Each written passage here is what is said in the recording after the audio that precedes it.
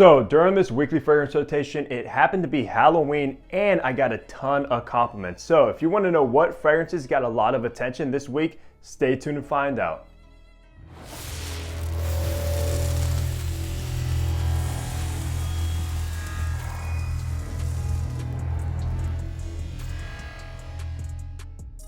Hey, what's going on? Hunter here and welcome back to my channel. And if you are new, what I do is I make fragrance related content. So if you love fragrances, hit the subscribe button down below and also make sure to follow my fragrance Instagram page. But that's right, another weekly fragrance rotation coming right at you.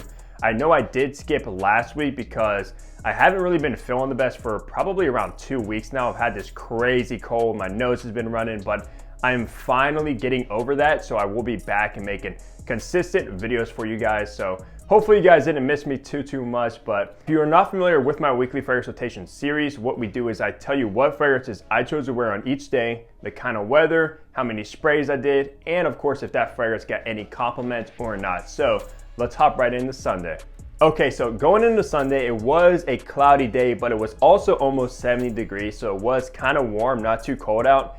And I just got this fragrance in and it was the first time wearing it. And it's also one of the best vanilla-based fragrances money can buy, in my opinion. Of course, I'm talking about Nishane's Ani. Now, Ani is obviously vanilla focused. That is like the main thing about this fragrance, but it does also have a zesty ginger opening, which is just to die for, guys. It's so zangy, and it also contains this pepper note. So it's like a vanilla, spicy, peppery sort of fragrance.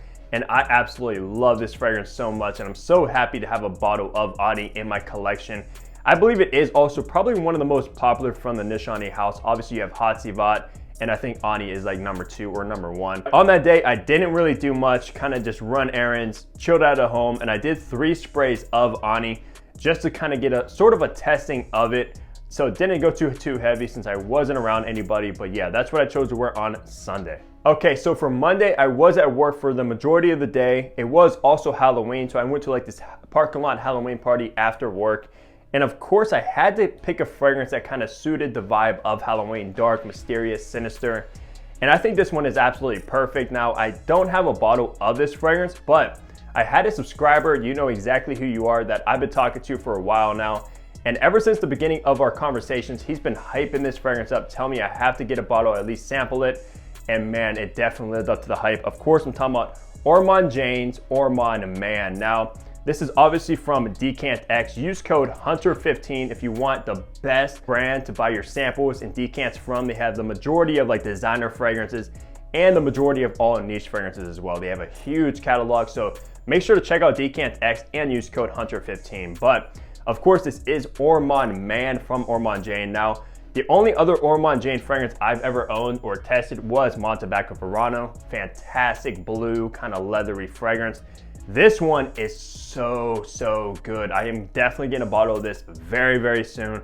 And of course, I will be reviewing it once I have the bottle.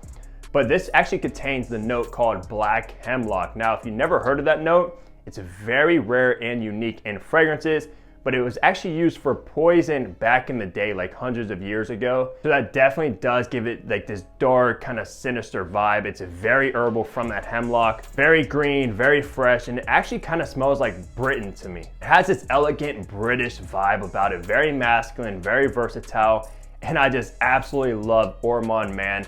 Adore this fragrance. Like I said, will be getting a bottle very soon. Now, on that day though, it was cloudy and like, I think it was like 65 degrees, so it wasn't that cold for like Halloween. Usually on Halloweens, it's very cold, but on that day, it was kind of nice.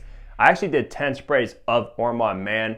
Brought this decant to work. I did reapply it like midway through work as well, which is nice about having these kind of like lipstick kind of travel atomizers. They're just so handy, so convenient. But yeah, 10 sprays of Ormond Man. And this stuff just performs fantastic. It leaves a phenomenal sillage. I wouldn't say it's nuclear, but the sillage, at least when you walk by somebody, is so good. Now, I got no comments from Ormond Man. I could definitely see people like appreciating this fragrance, be like, whoa, he smells very good. He smells different and kind of like curious about this. Want someone to come closer to you and ask what you're wearing. It kind of has that sort of vibe. It's not too dark where it kind of scare people away, but it also does have that niche kind of unique vibe about it that people will be interested in. But yeah, that's what I chose to wear for Monday and Halloween is Ormond Man. Okay, so for Tuesday, also I wore for the majority of the day. It was like in the mid 60s, also pretty cloudy, so it wasn't too hot. It was kind of like a gloomy, dark day on that day as well. And I was actually in the mood for a very fruity, loud fragrance. Of course, I had to go with Fragrance One's Date for Men. Now, the Fragrance One brand definitely gets a lot of hate that it does not deserve just because Jeremy Fragrance is behind this brand. But at the end of the day, it is obviously created by a master perfumer, Alberto Marias, who makes some of the best crowd-pleasing designer fragrances money can buy. But definitely does not deserve hate. I know the price tag is very steep on this one, and it does have that synthetic vibe about it. It's nothing natural, but Jeremy did exactly what he wanted to do. He wanted to make a loud, crowd-pleasing, compliment magnetic fragrance, and that's exactly what Date for Men is, because on that day, I got 4 compliments, guys, 4. For Date for Men. One of my coworkers, she actually said, "What are you wearing today? Because it smells really good." Told her what I was wearing, obviously Date for Men, which definitely does spark a conversation like, oh, Date for Men, like I got some kind of hot date or something like that, which I mean, this fragrance is good for that. It does have this kind of seductive, sexy nature about it. It was just like, it's so strong, it smells amazing. I can pretty much smell you before I even see you, which is funny. Because like I said, this stuff is so loud. It's definitely one of the loudest from the Fragrance One line. It is also the extrait de parfum, which is the highest fragrance concentration oils. So you're gonna expect that. And then also later on in the day, I had another coworker. She came over to me and said I smell good. It was like hours into the day, like pretty much towards the end of the day, like 8 hours after application of this one. I was like, oh, you can still smell it? She's like, dude, I can smell you from 10 feet away. So this stuff was still pushing off my skin 8 hours into the day. So that is phenomenal, above average performance for sure. And I also had another coworker. She's like, hey, what are you wearing today as well? You smell great. Told her. And then another coworker, like 10 hours after application or even longer, and when I was actually leaving work in a crowd of people, she's like, wow, somebody smells amazing. I actually didn't really acknowledge it or anything like that, but she was right behind me, so clearly she was smelling Date for Men. So yeah, 4 compliments on that day for Date for Men. So that just verifies, guys, if you're looking for compliments, you're looking for attention, you have to get this fragrance right here. It gets the job done.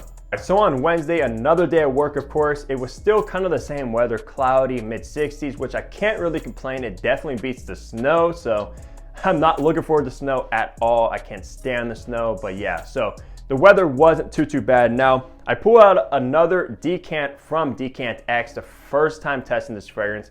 This is a fragrance that I've been wanting to actually smell for a very long time. It's actually an oud fragrance from Fragrance du Bois, and it is actually Sahara. Now, Sahara is one of the most expensive fragrances. It retails for around $1,000 for a 100 ml bottle. So obviously you don't want to blind buy that because it's extremely expensive. So you obviously want to get a decant of it. Now, Sahara, like I said, Fragrance du Bois actually uses natural 100% oud because they actually have their own oud farms. And obviously we know oud is extremely expensive, more than even gold itself. So obviously this is gonna be a oud dominant fragrance. Now, I wasn't expecting what I was smelling from this one. I was actually expecting more of a pungent barnyardy oud fragrance, like in your face. It's not necessarily that. It definitely does have that oud, but it's almost more of like a well-rounded, cleaner oud than what I was picturing from that price tag and obviously being natural. At the end of the day, Fragrance du Bois is a very sophisticated, high-end, high-tier class fragrance house, so I'm not necessarily gonna go for that very kind of pungenty, dark, dirty fragrance in my opinion. But with this one, you get rose obviously, but it's not your traditional rose oud combination fragrance because you also get this very nice spicy saffron note that actually sticks out a lot to my nose. All in all, it's really well done. Maybe I'll get a bottle of this sometime down the line, not anytime soon, just because of that hefty price tag. I mean, that's definitely $1,000 for a fragrance is very steep, and obviously a lot of you guys would agree with me. But I did do 10 sprays, brought this decant with me to work, actually reapplied it as well, but you really don't need to because this stuff is very potent. And towards the end of the day, I actually got my coworkers' opinions on this because obviously like an oud fragrance, a lot of people never really smell oud and it's very different to them. I had them smell it and they said it was okay, nothing really too special. I told them how much it cost and they didn't think it was worth $1,000 from the scent profile alone, but they didn't say it was actually necessarily bad or pungent because I did ask that. So Yeah, like I said, it's not a dirty, dark, kind of earthy oud by any means. And I actually reapplied it in front of them, and the person next to me almost got like choked out. I only did like 3 sprays. She's like, whoa, she almost couldn't breathe because how strong this stuff was.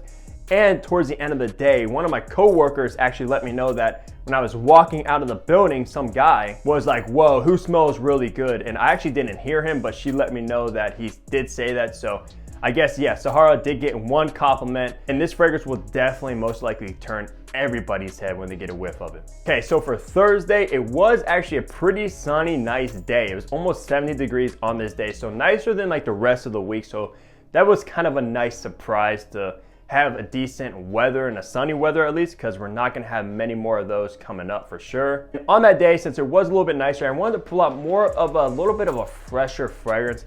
Even though this one does contain oud, but it's an oud-based fragrance that you could pretty much wear all year round for the most part. And of course, I'm talking about Mancera's Oud Lemon Mint. Now, Oud Lemon Mint is actually probably in my top 3 favorite Mancera's of all time, at least that I got my nose on. I absolutely love this one so much. It kind of has this like lemon cake vibe to it. And also, I do want to let you know, do not let that mint name fool you, because there's no mintiness in this fragrance whatsoever, which is kind of disappointing to me because I love mint in fragrances. There's something so refreshing about it, and it just kind of lifts your spirit as well. But I actually did do 10 sprays of Oud Lemon Mint. This stuff is very strong. You do not need 10 sprays of this whatsoever, especially if you're a little bit more conservative, you're a little bit more of an introvert, you don't want attention. Do not do 10 sprays of this stuff, because it will definitely kind of like get you out there, get people approaching you and saying something about your fragrance. If you don't want that, definitely do like 3 sprays of this one and you'll still be perfectly fine. Towards the end of the day, I did have one of my coworkers say something about it. Not necessarily that she liked it or complimented it, but she just asked me what I was wearing. I told her, I said, yeah, it kind of smells like lemon cake. She said, it definitely does not smell like lemon cake. But obviously that was like the dry down of this one, which is a little bit more woody, a little bit more musky. And obviously you get that signature Mancera oud as well, which gives it a little bit of a dirtiness, but not too much. But yeah, the opening of this stuff is so good, so juicy from that lemon, and I just love it so much. But that's what I wore for a Thursday on a sunny day, is Mancera's Oud Lemon Mint. Right, so for Friday, it was actually very nice out. It was like 75 degrees if I'm not mistaken. Even though it was cloudy, the sun really wasn't out, but it was still pretty warm, which was nice. And I actually put out this brand new 2022 release, and it's actually very hyped up in the community. It's like a unique take on a blue style fragrance. Of course, I'm talking about Blue Atlas's Atlantis, guys. Now, you probably have seen this bottle because it's been going around on Instagram, it's been going around on YouTube. And I gotta say right now, this one is definitely worth the hype, especially at the price you can get it as well. Very reasonable. But with this one, what makes it unique is that peach and apricot note. It's very fruity. And of course, when you think of peach, you think more of like women's fragrances, like Red Jeans has a very like peachy vibe in it. And a lot of other ones as well. I don't really come across many men's targeted fragrances with like peach or even apricot as well. But this one is just so well done. The Atlantis name is a little bit kind of not what you would expect, because it's not really aquatic, it's not watery or anything like that. All in all, a very fruity fragrance with some aromatic qualities like lavender, clary sage. Guys, this one is definitely one you will want to check out. Now, on that day, I did do like essential shopping. Then also later in the evening, I actually hung out with one of my friends, and she smelled this one and she was like, she loved the peach note in it. So she definitely liked this one for the peach in and of itself. She picked out the peach, and yeah, very nice peachy kind of fragrance. If you're looking for that, this is one you're gonna wanna check out. But on that day, I did 6 sprays. The performance was about average for me. That's typically where you're gonna expect from like a freshy, citrusy, fruity fragrance like this one. So no complaints whatsoever. I will definitely be wearing this one a lot more, especially more so in like the spring and summertime. So solid 2022 release. On Saturday, it was very hot out, almost 80 degrees, which is just mind blowing for November. I don't know if it's ever been almost 80 degrees in the past when it comes to this time of month, but can't complain. Like I said earlier, now I did pull out another brand new launch for 2022, and it's from one of my favorite indie houses. Of course, I'm talking about Authenticity's Perfumes. This is Suede Mist. Now, Suede Mist, Honestly, I'm not the biggest fan of the suede note, but the way they did it in this one and compose it with other notes is done so good. Now, the opening with this one, you do get some citrus notes, you do get that fig. Sucker for a good fig fragrance. Obviously, my favorite fig is Fico di Amalfi by Acqua di Parma. You really cannot top that one when it comes to like natural mouth-watering fig. But this one is very good as well. And then once you make your way into the base of Suede Mist, you get this kind of smoky, suede-y, furry, leathery note, which is so good, alongside some like woodiness and like cedar wood, sandalwood, those kind of notes. I think there's also like a smoky Gaiac wood as well. I actually do own quite a few from the house of Authenticity Perfumes, and I think this brand new launch is definitely gonna be in like the top 5. And what I'm thinking about doing is making a ranking system of all of them from like my favorite to my least favorite, because I do have them kind of categorized by that over here in the corner.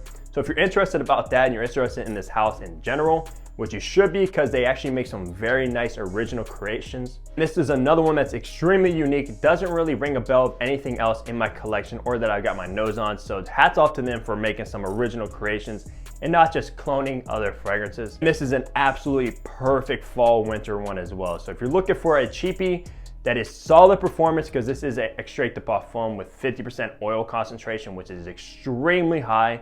So if you're looking for that, you're looking for a fall fragrance that actually performs, you have to check out Suede Mist. You will not be disappointed. But that's gonna do it for my weekly fragrance rotation.